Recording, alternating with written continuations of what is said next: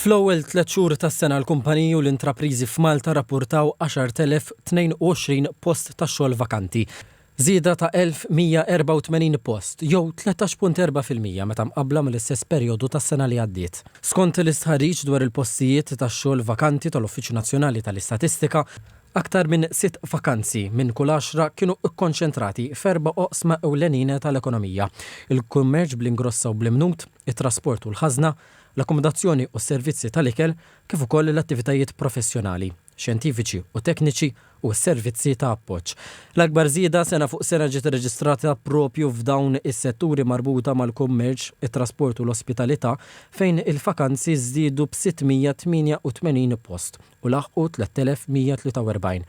Żied oħra sostanzjali kienet fl-attivitajiet professjonali u s-servizzi ta' appoġġ b'512 post battal aktar minn is-sena qabel.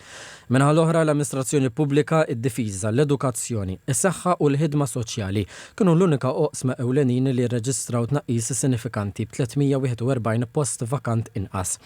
L-istatistika turi wkoll l-akbar domanda l-ħaddiema qed tiġi minn intrapriżi żgħar. Kumpaniji li jħaddmu bejn impjegat wieħed u 49 kellhom aktar minn nofs il-postijiet vakanti kollha, filwaqt li kumpaniji kbar b'aktar minn 250 impjegat kienu responsabbli għal anqas minn wieħed minn kull 5 postijiet vakanti. Is-settur privat kompla jiddomina s-suq tax-xogħol. Minn total ta' aktar minn 10,000 vakanza, 9,676 kienu fis-settur privat, filwaqt li s-settur pubbliku kellu biss 346 post vakant. Dan ifisser li 96.5% tal-vakanzi kollha kienu fis-settur privat. Ir-rata tal-postijiet vakanti f'Malta kienet ta' 3.3%, żieda ta' 0.3 punti perċentwali fuq sena qabel iżda kemm xejn inqas mill-aħħar kwart tal-2025. L-ogħla rata ta' postijiet vakanti ġiet irreġistrata fil-kostruzzjoni fejn 5.3% tal-impjiegi kienu vakanti, filwaqt li l-inqas rata kienet fis-settur tal-amministrazzjoni pubblika, l-edukazzjoni, is-saħħa u l-ħidma soċjali b'0.9%.